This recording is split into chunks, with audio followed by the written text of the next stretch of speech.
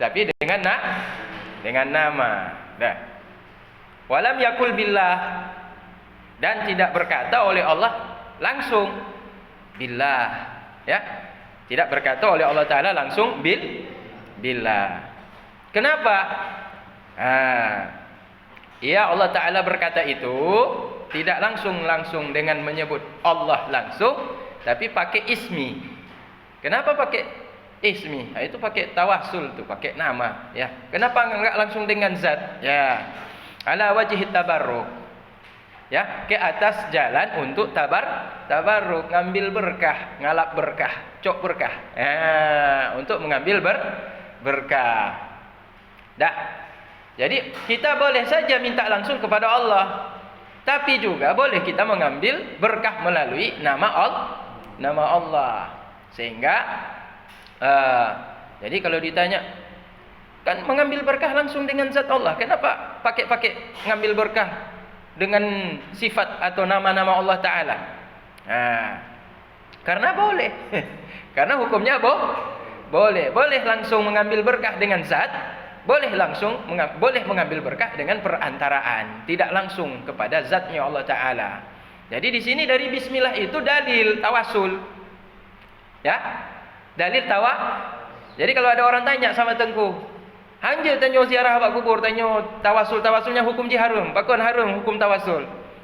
Hanja tawasul. Kenapa? Karena dalam Al-Qur'an diperintahkan. Apa diperintahkan dalam Al-Qur'an? Wa'budullah wa la tusyriku bihi syai'an. Ya kan? Wa'budullah artinya ibadahlah kalian, sembahlah kalian, termasuk berdoalah kalian kepada Allah. Wa la tusyriku bihi ahadan. Jangan kalian sekutukan Allah Ta'ala itu dengan satu pun selain daripada Allah. Nah ini kan nama Allah bukan Allah. Nama Allah bukan Allah. Nama Allah kan bukan Allah.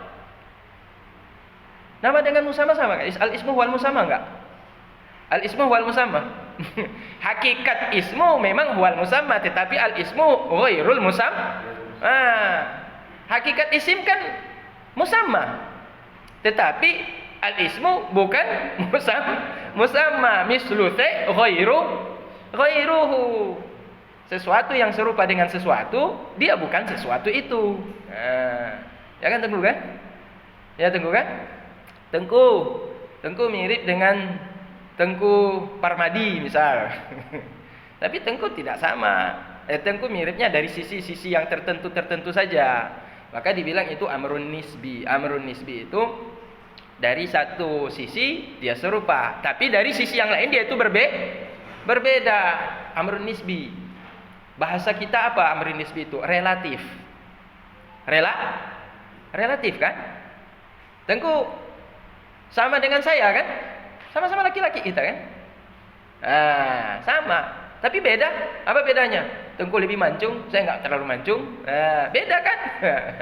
Jadi relatif, dari beda sudut pandang. Ada kemiripan, ada perbedaan. Jadi kalau kita katakan isim itulah musamma, dari sudut apa? Ain al-ismu itulah al-musamma.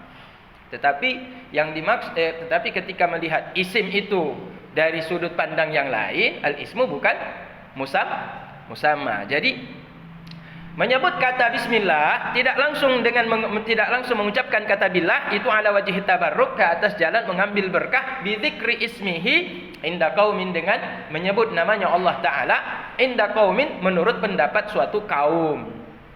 Kaum di sini artinya para ulama ya. Ya, bukan menurut orang kampung. Ya, bukan menurut orang ijak muge, ijak beut, kecuali Tengku muge. Tengku muge Tengku semua beut. Olehnya ijak minta rezeki, ijak muge. Tengku penaji, Tengku belang. Tengku le semua beut. Ijak belang. Tapi nak urang jak belang, belum tentu ji Tengku. Nak urang muge, belum tentu ji Tengku. Tapi tiap-tiap Tengku bisa saja menjadi profesi menurut keahlian masing-masing. Tengku tukang sampo bro. Tengku tukang sampo bro. Ji Tengku. Tengku tukang sampo bro. Ji. Ada Tengku yang tukang kerjanya angkat-angkat sampah, ada. Tengku kan angkat-angkat sampah di pesantren. Kalau kena denda angkat sampah, Tengku sampah bro. Tetapi profesi itu tidaklah tidak apa namanya? Profesi itu kalau tadi kita katakan tiap-tiap Tengku bisa saja menjadi apa saja, ya kan? Tetapi tidak semua orang awam itu dia Tengku. Jadi ini inda qaumin, menurut suatu kaum yang dimaksud di sini adalah ulama. Walil farqi baina hadza wa bainal qasami indal akharin, dan untuk membedakan antara ini dan di antara qasam, yaitu sumpah. Menurut siapa? Indal akharin, menurut kalangan ulama yang lain, kelompok ulama yang lain. Jadi menyebutkan kata bismillah, kenapa tidak langsung menyebutkan kata billah? Ada dua. Pertama, billah, kita diajarin sama Allah bahwa kita tidak langsung meminta, tidak mesti langsung meminta kepada Allah, tapi bisa juga tawasul meminta kepada Allah melalui perantaraan nama. Dengan apa? Dengan nama. Nama apa? Nama Allah. Nama Allah. Coba bayangkan. Di sini langsung menyebut nama Allah. Tetapi begitu menyebut nama Allah, masuk semua sifat-sifatnya, masuk semua af'alnya, masuk semua asma. Berarti masuk itu walillahil asmaul husna fad'uuhu biha. Bagi Allah Ta'ala itu punya nama yang baik, maka kalian diperintahkan oleh Allah Ta'ala, fad'uuhu, mintalah kalian, berdoalah kalian, ya, dengan perantaraannya biha asmaul husna. Jadi dengan mengatakan bismillahi, berarti Allah Ta'ala perintahkan kita ya Rahman, ya, Allah perintahkan kita ya Rahim, Allah perintahkan kita ya Aziz. Kalau kalah kita sama orang udah tekan kita, orang udah intimidasi kita, ya Jabbar, ya Qahar. Kalau kita lagi kere, lagi miskin, ya Ghani. Ya, kalau kita lemah, kita membutuhkan jabatan posisi tertentu, ingin jadi penguasa atau menjadi pemimpin, ya Malik. Kalau kita apa lagi banyak, kalau kita ingin jauh dari bala, ya Latif, ya Hafiz, ya Wali. Kalau kita ingin dimuliakan orang, ya Karim. Jadi semua nama-nama itu menunjukkan apa yang menjadi hajat kita kepada Allah Ta'ala. Kita misal, kita ingin sehat. Kita minta sehat sama Allah Ta'ala kan? Apa doa kita? Kita panggil Allah dengan apa namanya? Nama Allah Ta'ala yang menyembuhkan. Allah Ta'ala yang maha menyembuhkan. Apa nama Allah Ta'ala yang maha menyembuhkan? Ya Hafiz, termasuk yang menjaga. Ya menjaga apa? Menjaga dari penyakit. Memelihara kita daripada penyakit. Ya Dzul Jalali wal Ikram, yang memiliki kemuliaan, yang memiliki keagungan dan kemuliaan. Kalau kita ingin mendapatkan keagungan dan kemuliaan, ya Ustazah ya gitu. Jadi Allah Ta'ala mengajarkan kepada kita meminta melalui asmaul husna. Kenapa? Karena kita sendiri punya kebutuhan masing-masing yang berbeda-beda. Tengku mau jadi raja semua? Tengku mau jadi pemimpin semua? Mau jadi bupati, mau jadi gubernur, mau jadi presiden semuanya? Enggak kan? Enggak semua kan punya cita-cita jadi presiden kan? Ada yang mau jadi ini, ada yang mau jadi apa namanya? Laksamana Malahayati, mau bawa kapal laut. Ya. Mau pergi ke laut, mau pimpin tentara pasukan laut. Ada juga yang ingin jadi polisi, ada juga yang ingin jadi pedagang, ada juga yang ingin jadi tengku. Biasa sajalah, saya cuma ahli dakwah saja. Orang berdakwah saja, menuntun umat supaya taat kepada Allah Ta'ala. Ya, itu iya juga, tapi sekaligus juga jadi pebisnis. Ada juga kan? Itu.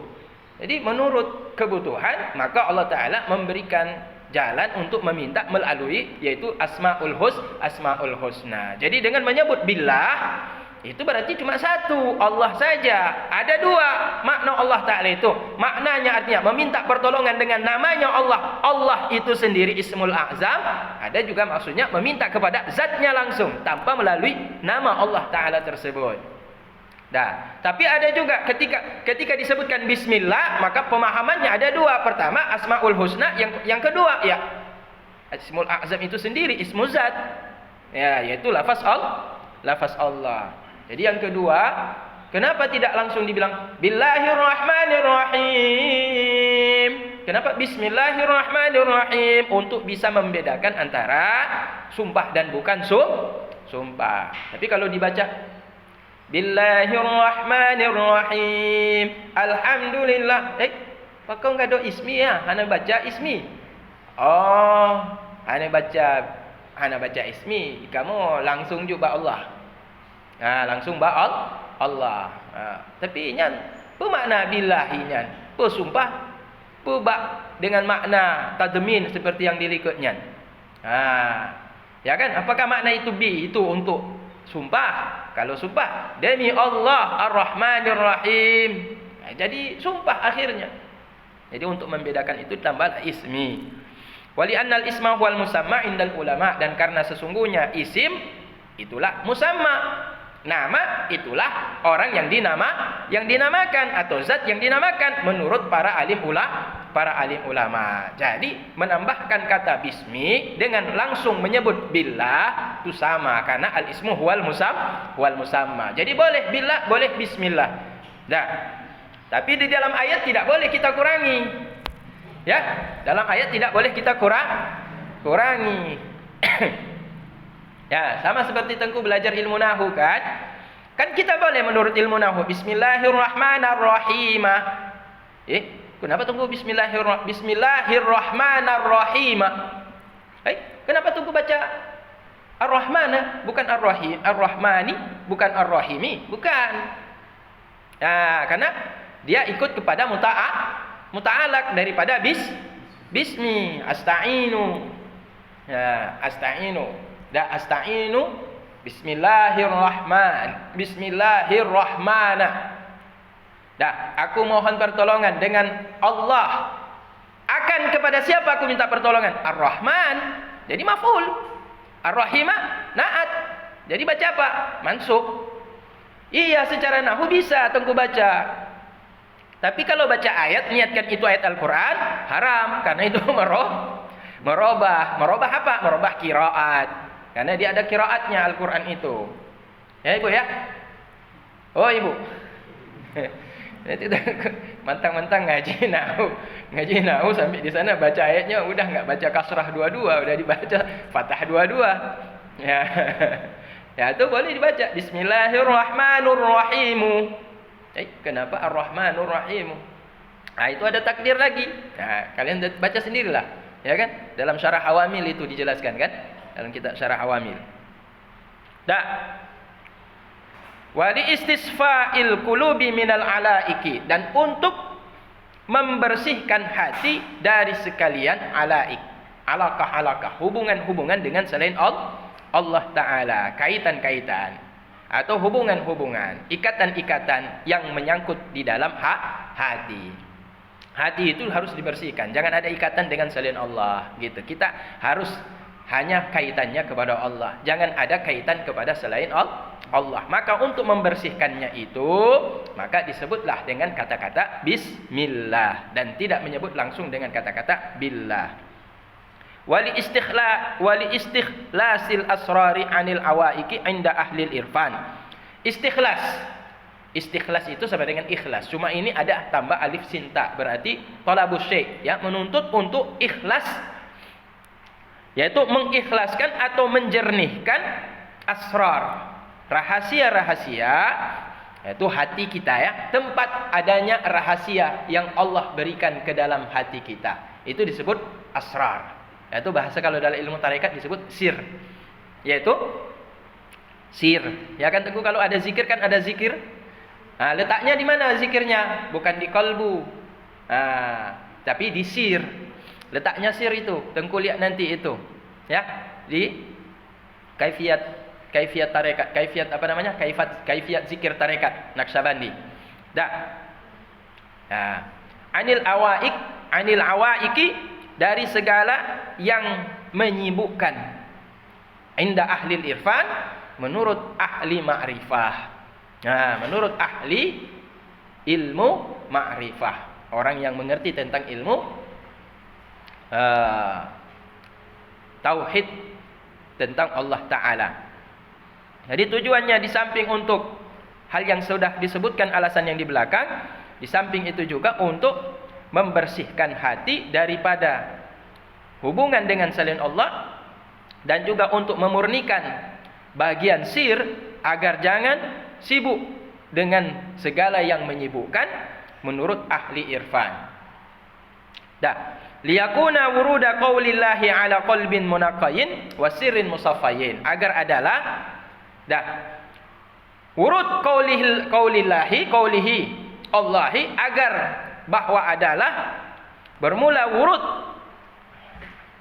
yang datang daripada perkataan Allah Ta'ala itu datang masuk ala qalbin, ke atas hati yang munaqayin, hati yang udah dibersihkan, wasirin musaffayin, dan di dalam sir itu bagian dalam hati kita juga namanya sir, yang musaffayin, yang sudah disucikan, dibersihkan atau sudah disucikan.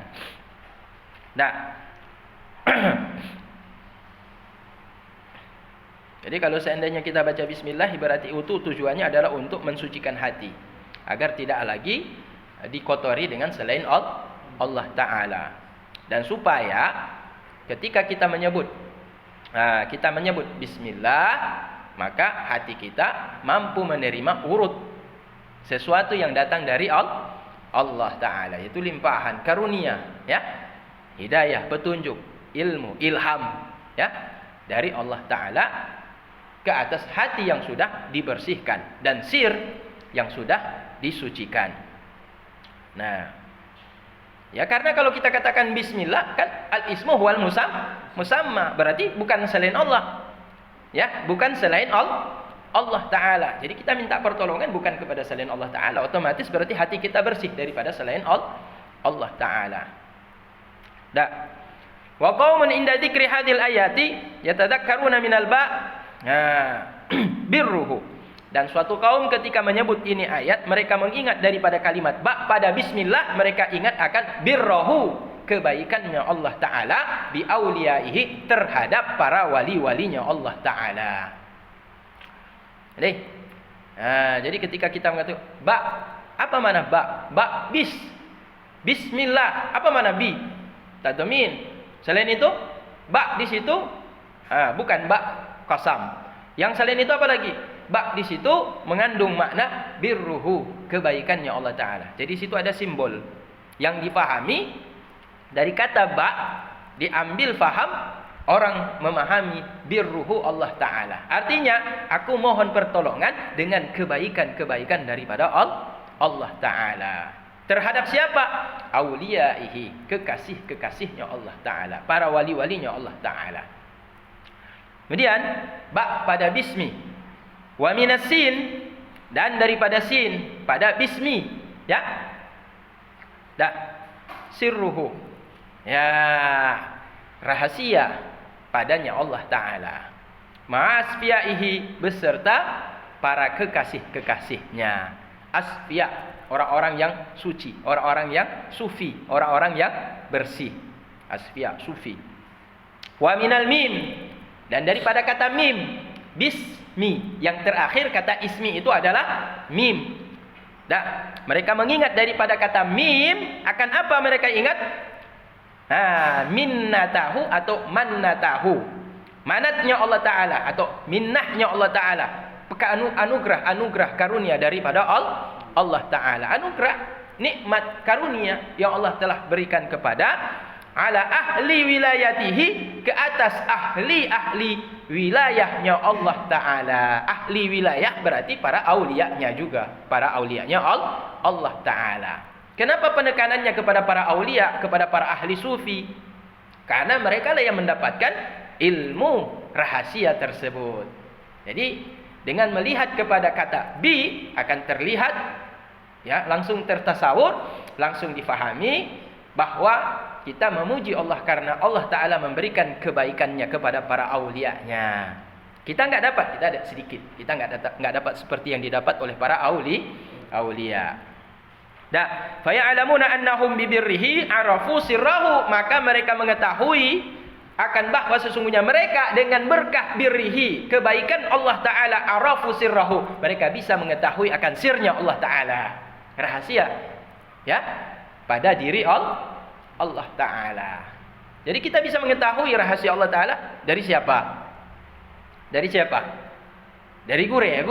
Gure mengajarkan apa? Ilmu. Ilmu datang dari mana? Dari Allah. Berarti mereka tahulah bahwa mereka bisa mengetahui bahwa sir yang difahami oleh para aulianya itu karena birnya Allah Ta'ala. Karena kebaikan ilmu yang Allah berikan kepada para aulianya. Dah. Apa lagi? Wa indasin sana'ahu. Bukan. Mana ni? Wa bimannatihi ala alaihim hafizu amrahum. Wa bimannatihi, dan dengan karunia-Nya Allah Ta'ala alaihim, ke atas mereka para aulianya, hafizu amrahu, mereka mampu menjaga akan yaitu urusannya Allah Ta'ala, perintah-perintah dan larangan-larangan Allah, perintah-perintah Allah dan larangan-larangan Allah Ta'ala. Tanpa karunia Allah Ta'ala, ilmu yang dikaruniakan kepada para aulianya tersebut, maka tidaklah mungkin akan bisa dijaga semua perintah dan larangan-larangan Allah Ta'ala. Coba bayangkan tengku-tengku ada buat maksiat enggak? Satu hari 24 jam ada buat maksiat kan? Ada kan? Kalau enggak banyak dikit pasti ada. Tapi kalau para aulia sangat tipis sekali untuk mereka melakukan maksiat. Ya karena kenapa? Mereka mampu menjaga perintah Allah. Hafizu amrahu. Kenapa mereka jaga? Mereka mampu menjaga. Beda dengan kita, tengku biasa, ulama biasa, ustaz biasa, abu biasa. Kalau tingkat para aulia itu rasa khaufnya itu lebih tinggi. Nah, kenapa? Ya karena mannatihi, karena ada karunia dari Allah Ta'ala. Ya karena ada karunia Allah Ta'ala khusus kepada mereka, sehingga mereka betul-betul taat kepada Allah. Wabihi subhanahu wa ta'ala arafu qadrahu, dan dengannya Allah Ta'ala yang maha suci dan maha tinggi, arafu qadrahu, mereka mengetahui akan kadar kedudukan Allah Ta'ala, sehingga ketika mereka melakukan ibadah pun, mereka melakukan ibadah melihat bagaimana posisi dirinya di hadapan Allah. Kadar kita di hadapan Allah bagaimana? Kadar kita di hadapan Allah ketika solat bagaimana? Posisi tengku ketika solat di hadapan Allah Ta'ala bagaimana ketika solat? Tengku masih enggak bisa fokus. Nah, berarti tengku enggak menghargai Allah. Tengku enggak bisa khusyuk. Tengku enggak menghargai Allah. Tengku sedang sujud tu ingat apa ketika sujud? Ustazah. Oh, ustazah. Ustazah sedang sujud tu ingat siapa? Sujud rakaat pertama ingat siapa? Allah. Sujud rakaat kedua waktu solat Isya ingat siapa? Allah. Sujud rakaat ketiga, waktu sujud tu rakaat ketiga ingat siapa? Allah. Sujud rakaat keempat ingat Allah. Itu wali berarti. Itu aulia berarti. Ustazah udah jadi aulia. Karena dia dihitung per detik, ustazah. Dihitung per detik. Ya, nikmat itu per detik kan? Nikmat kita itu kan per detik. Ya. Per detik itu dihitung tuh sama Allah Ta'ala, dihitung tuh dan dicatat sama malaikat. Detik pertama sujud tuh, coba hitung berapa detik? Ustazah, kalau sujud berapa detik? Coba, ustazah baca subhana rabbiyal subhana rabbiyal a'la wa bihamdi. Berapa detik tuh? Coba berapa detik? Coba hitung. Subhana rabbiyal a'la wa bihamdi. Berapa detik? Enggak sampai 1 menit, iya, enggak sampai 1 menit, tapi ada hitungan detiknya situ. Subhana rabbiyal a'la wa bihamdi. Ada sekitar 5 detik ada. 1 detik dikira sama Allah. Ingat apa kamu detik yang pertama itu? Ingat apa kamu detik yang kedua? Ingat apa kamu detik yang ketiga? Ingat apa kamu detik yang keempat? Ingat apa kamu detik yang kelima? Ketika bukan ingat Allah Ta'ala, berarti kalian sudah maksiat kepada Allah Ta'ala. Itu tingkatan para wali. Ya, mengingat selain Allah itu dosa. Ya, kalau kita lupa sama Allah Ta'ala satu hari satu malam, enggak rasa dosa kan? Kita lupa Allah, bahkan melanggar lagi larangan Allah, buat maksiat lagi sama Allah Ta'ala, masih anggap remeh lagi, enggak sempat habis bikin maksiat, enggak sempat minta ampun sama Allah Ta'ala. Tinggal solat, qadha, dah, yang penting bisa qadha, itu udah ngaji, dah qadha, yang penting boleh qadha. Enggak nyesal, enggak minta maaf sama Allah Ta'ala. Padahal para wali itu enggak bikin maksiat, lupa dia mengingat Allah Ta'ala saja, itu maksiat bagi mereka. Ya, mengerti ya? Ya, para wali itu maksiat bagi mereka, bukan bikin dosa. Bukan dosa menurut pemahaman kita yang awam. Ya, bukan dosa menurut pemahaman kita yang awam. Karena untuk tidak mengingat Allah dalam sholat itu bagi kita, yang penting ada ingat. Yang penting ada ya, waktu sujud ada ingat? Ada. Menit keberapa ingat? Menit keberapa ada betul-betul ingat? Coba hitung. Ada juga ingat selain Allah. Itu ada selain Allah kamu ingat. Merasa berdosa enggak? Enggak. Oh, berarti bukan wali. Nah, bukan Nah, jadi Tengku rasa sendiri kalau Tengku udah wali. Ya, udah ada takaran kan? Hari ini salah satu takaran kalau dia itu wali atau bukan wali. Dah. Ya, kalau dia masih belum merasa berdosa, ya itu bukan wali. Bukan waliullah itu. Ngerti Tengku ya? Karena takutnya wali itu luar biasa. Ketika mereka melupakan Allah. Jadi mereka istighfar itu bukan karena mereka berjudi. Mereka istighfar itu bukan karena mereka tidak sholat. Mereka istighfar itu bukan karena mereka memaki orang, memfitnah orang, bukan. Itu sudah selesai. Itu udah bukan kerja, udah selesai dalam arti kata memang itu sesuatu yang memang harus betul-betul diperhatikan. Bahkan yang terdetil, yang kecil-kecil yang tidak diperhatikan oleh orang pada umumnya pun sangat diperhatikan sama mereka. Itu tentu. Ya. Nah, jadi jangan kemudian ada ungkapan wali disalah artikan. Ungkapan wali disalah artikan begini Tengku. Oh, kami kalau syariat salat tidak wajib lagi. Bagaimana maksudnya Tengku?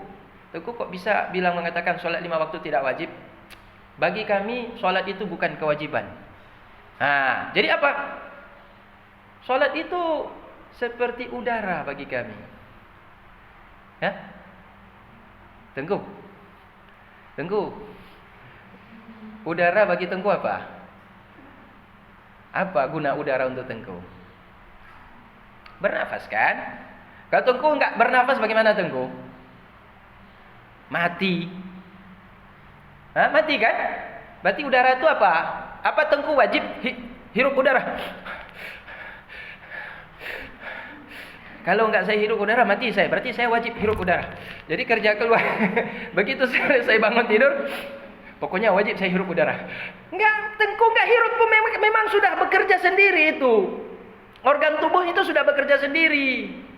Enggak perlu Tengku cari udara karena udara memang Allah udah kasih. Ngerti Tengku ya? Ya Ustazah.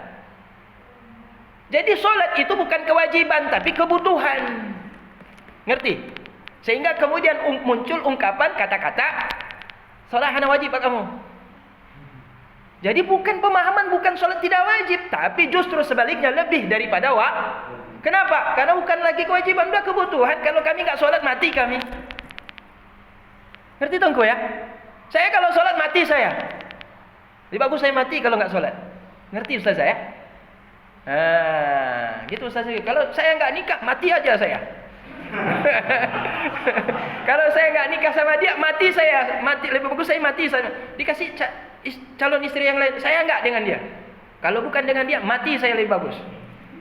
Itu bukan kewajiban lagi nikah tapi sudah kebutuhan.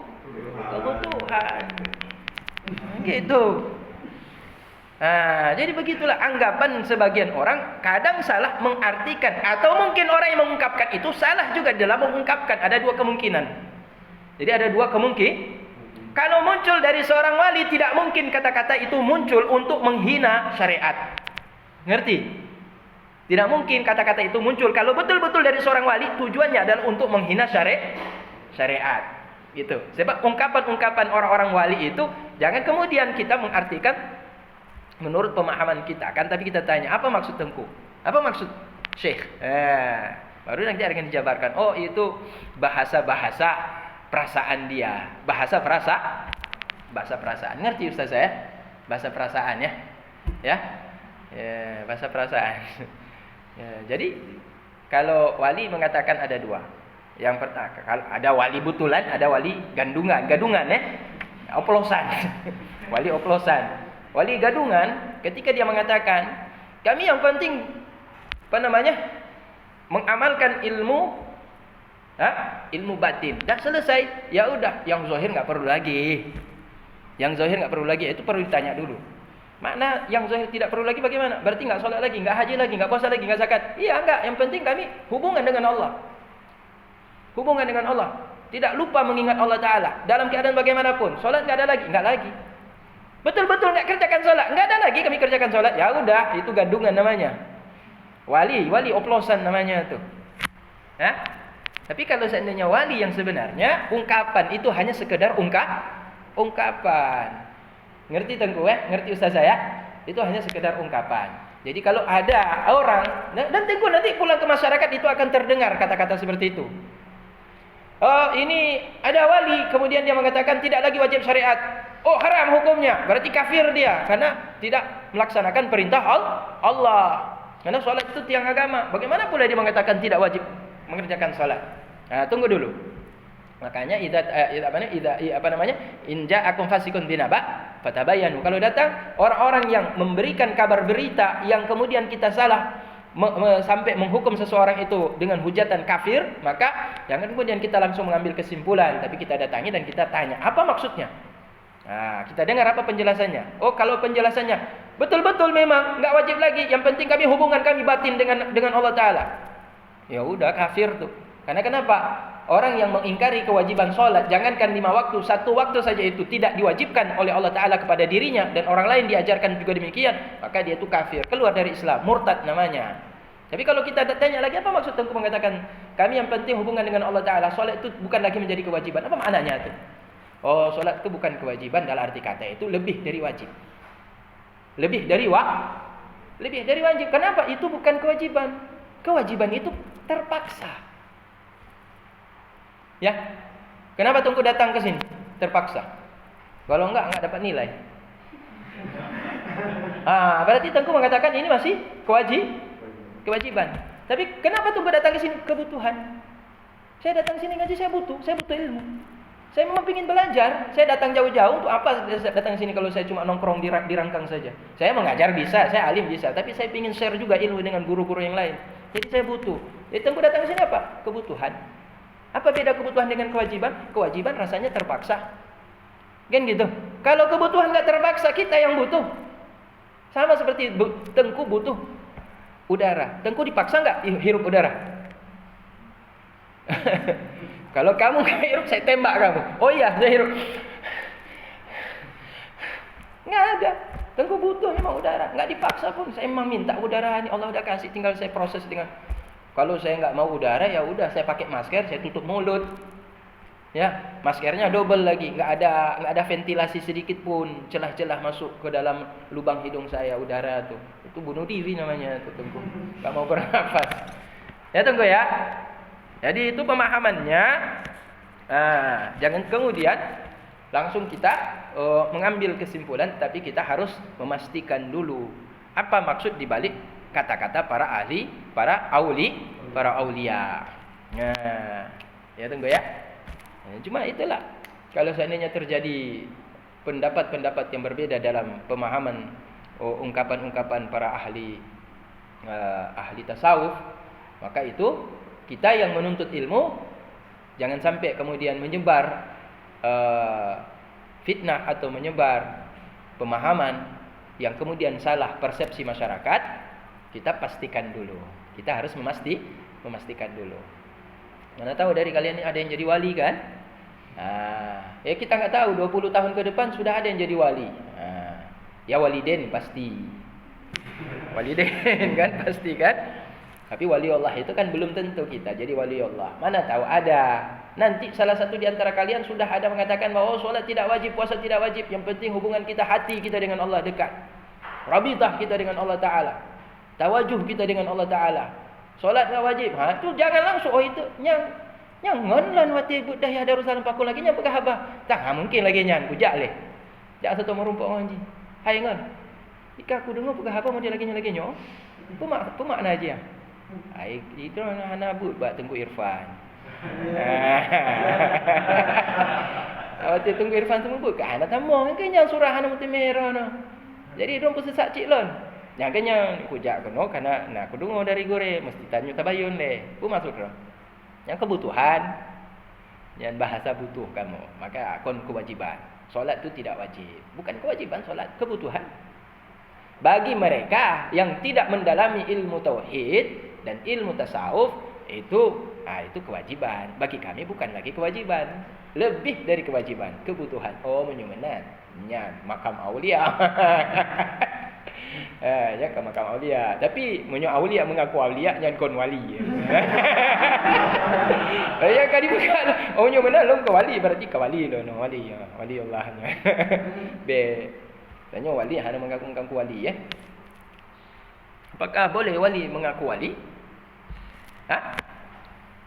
Ada khilaf di situ ya. Ada yang mengatakan boleh, ada yang mengatakan tidak. Apakah boleh wali itu mengetahui dirinya bahwa dirinya itu adalah wali?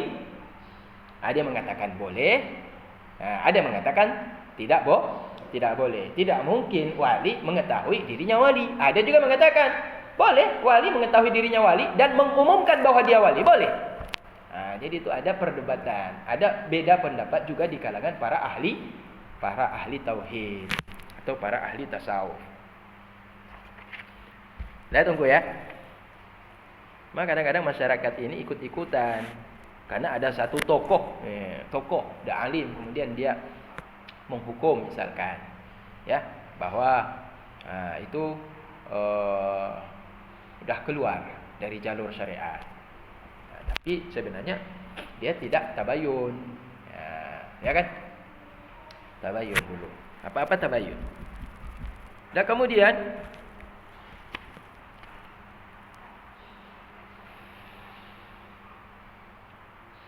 wa qaumin inda simai bismillah tadakkaru bil bara'atallahi subhanahu wa ta'ala min kulli su'in.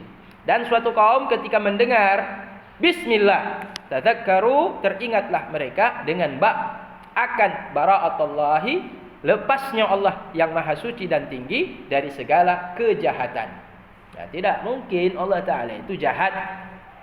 Ya, tidak mungkin Allah Ta'ala itu jahat. Allah Ta'ala itu buruk, enggak mungkin. Allah Ta'ala mana ada jahat? Allah Ta'ala baik. Tapi kalau Allah Ta'ala baik, kenapa dicipta Abu Jahal?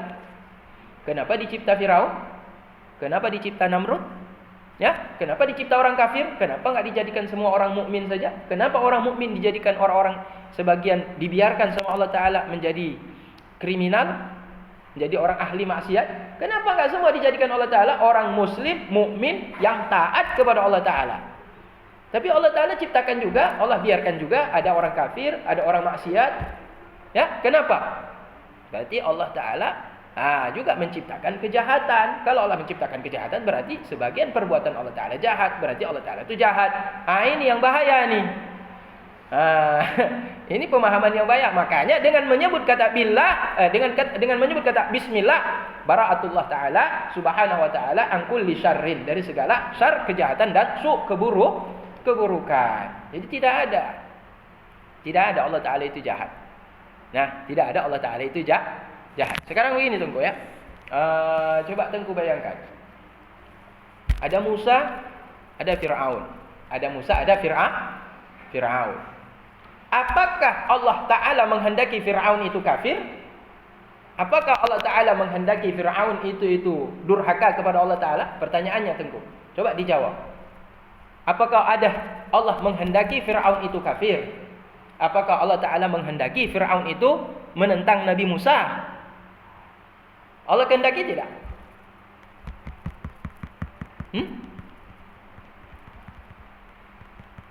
Ayo. Kalau Allah Ta'ala menghendaki Nabi Musa itu kafir, kenapa diutus?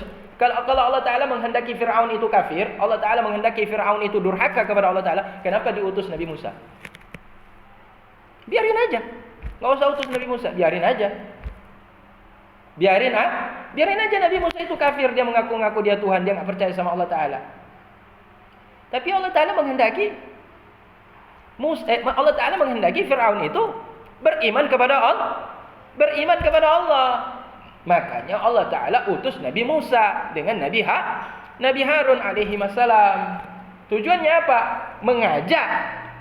Kan tujuannya kan Nabi itu kan mengajak agar Fir'aun beriman kepada beriman kepada Allah Ta'ala. Jadi Allah menghendaki kebaikan pada diri Fir'aunnya yang bangsat. Berarti jangan gara-gara Fir'aun tidak mau mendengar dakwah dari Nabi Musa, kemudian kita mengatakan mencela Allah. Berarti Allah Ta'ala membiarkan, Allah Ta'ala menghendaki berarti Fir'aun itu berbuat maksiat, durhaka. Kalau Allah Ta'ala berkehendak, kan berarti enggak mungkin. Nah, itu. Jadi misalkan ya seperti itulah contohnya, bahwa Allah Ta'ala tidak menghendaki kejahatan itu sendiri, tapi kita sendiri. Ketika sudah diberikan petunjuk, kita menolak petunjuk tersebut. Sehingga jangan kita menyalahkan Allah. Wa bisin salamatahu subhanahu an kulli aibin, dan dengan sinnya Allah Ta'ala mereka mengetahui akan salamatahu, keselamatan, kesejahteraan daripadanya Allah yang Maha Suci, an kulli aibin, daripada segala cacat. Ya Allah Ta'ala enggak punya cacat. Enggak ada sekecil apapun, tidak ada kemungkinan cacat pada zatnya Allah Ta'ala. Ya, selamat Allah Ta'ala daripada cacat. Apa aibnya Allah Ta'ala? Aib Allah Ta'ala itu tidak mampu berbuat seperti ini, tidak mampu melakukan ini. Aib Allah Ta'ala itu lupa, Allah Ta'ala itu kurang mampu. Tidak ada, Allah Ta'ala itu selamat daripada segala cacat. Dengan apa kita mengetahui? Dengan sin. Sin pada bismi. Sinnya itu artinya salamatahu anil uyub, selamat Allah Ta'ala dari segala cacat. Wabil mim majduhu. Wabil mimi majdahu. Dan dengan mimnya Allah Ta'ala, dan dengan mim mereka mengetahui akan majdahu, akan keluhuran Allah yang Maha Suci, bi'izin wa bi'izi wasfihi, dengan kokoh sifat-sifatnya Allah Ta'ala. Bi'izi wasfihi, yaitu dengan kokohnya sifatnya Allah Ta'ala tersebut. Jadi mereka melihat bahwa ketika mengatakan bismi, itu maknanya apa? Majdihi. Majdihi itu artinya apa? Keluhuran Allah Ta'ala. Allah Ta'ala itu bersifat dengan maha luhur. Maha luhur itu kebaikan-kebaikannya Allah Ta'ala itu tidak terkira. Jadi melihat juga dari situ, dengan keluhurannya Allah Ta'ala terlihatlah izzi wasfihi, keagungan, kekokohan daripada sifatnya Allah Ta'ala. Keagungan, kekokohan daripada sifatnya Allah Ta'ala, karena dia bersifat dengan sifat yang maha luhur. Wa akharuna yadhkuruna indal ba baha'ahu, dan mereka yang lain, ulama yang lain itu, mereka mengingat ketika disebut kata ba pada bismi, mereka ingat akan baha'ahu. Baha'ahu artinya keelokannya Allah Ta'ala. Tengku Baha ada sini. Tengku Bahauddin, keelokannya Allah Ta'ala. Wa indasin sana'ahu, dan ketika mereka menyebut kata bismi, ada juga yang mengingat dengan kata sin itu sana'ahu, kemegahannya yang maha agung. Keagungannya atau kemegahannya. Wa indal mim, dan ketika mereka menyebut kata bismi, disebut ketika itu kata mim, mereka mengingat akan mulkahu, kekuasaannya Allah Ta'ala. Jadi banyak sekali ingatan-ingatan para wali ketika memahami ilmu tauhid. Dari kata bismi saja itu mereka mendapatkan ilmu yang sangat banyak, makrifah yang sangat banyak. Baru bismi. Bismi. Jadi surah bismi itu panjang dengku. Ya. Surah bismi itu panjang. Makanya Al-Fatihah disebut dengan nama Ummul Kitab. Kenapa Al-Fatihah itu disebut dengan ibu Al-Quran? Karena semua surat yang ada dalam Al-Quran itu terkandung pada bi, dan bi terkandung pada bismi, dan semua yang terkandung pada bismi terkandung pada bi, dan semua yang ada pada bi terkandung pada nuqtah, pada satu titik di bawah, tik. Satu nuqtah itu terkandung semua yang ada di dalam Al-Quran. Itu kenapa titiknya 1, kenapa bukan 2, kenapa bukan ta, kenapa bukan sa, kenapa titik 3. Menunjukkan kepada wahdaniyahnya Allah Ta'ala. Tunggal. Dari tunggal semuanya wujud. Nah, jadi pemahamannya kan luas sekali kan. Berarti Al-Quran itu difahami dari nuktah, 1 titik. Berarti Al-Quran berawal difahaminya itu dari ibunya. Ibunya apa? Al-Fatihah. Al-Fatihahnya mana? Bismi. Bisminya mana? Ba. Ba-nya mana? Titik. Jadi Al-Quran itu berawal dari mana? Pemahamannya itu terdapat di mana semuanya? Terkumpul di mana semuanya? Pada titik. Itu menggambarkan apa? Ahad. Ya, simbol daripada ahad. Berarti pemahaman Al-Quran semuanya dari Allah Ta'ala, dari satu wujud yang lain, gitu. Jadi kan itulah hikmah kenapa dimulai Al-Quran dengan Bismillahirrahmanirrahim. Nah, kenapa dimulai dengan Bismillahirrahmanirrahim? Ya karena semuanya wujud dari situ. Berawal dari situ. Munculnya dari situ. Dari ba. Ya. Nah, dah. Dah. Falamma 'ada Allah Subhanahu wa ta'ala hadil ayata, maka tatkala mengulang oleh Allah Ta'ala yang Maha Suci dan Maha Tinggi akan ini ayat, akni menghendaki oleh aku Bismillahirrahmanirrahim fi kulli suratin, Allah ulang dalam setiap surat, wa thabata annaha, dan telah tetaplah bahwa sesungguhnya Al-Fatihah minha, wa thabata annaha minha, dan telah tetaplah oleh bahwa sesungguhnya bermula dianya apa nih? Annaha minha, telah tetaplah oleh bahwa sesungguhnya bermula dianya Al-Fatihah, termasuk bahagian daripada ayat-ayat Al-Quran. Aradana, menghendaki oleh kami, an-nadhkura, akan menyebutkan fi kulli suratin, dalam setiap surat, min isyarati hadhil ayati, daripada isyarat-isyarat yang terkandung di dalam ini ayat. Kalimatin ghaira mukarraratin, akan beberapa kalimat yang tidak diulang-ulang. Wa isyaratin ghaira muadatin, dan dari isyarat-isyarat yang tidak terulang atau tidak diulang-ulang. Falidzalika, maka oleh karena demikian inilah, nastaksil qaulaha huna, kami padankan akan ucapan kami sampai di sini. Wa bihi thiqah, dan dengan Allah Ta'ala itu kami mohon, yaitu thiqah, yaitu thiqah, apa ya thiqah? Kepercayaan atau ilmu. Mohon diberikan ilmu oleh Allah Ta'ala. Qauluhu jalla dzikruhu. Alhamdulillah. Ya. Dah sedikit lagi tunggu baca. Ya, sedikit tunggu baca.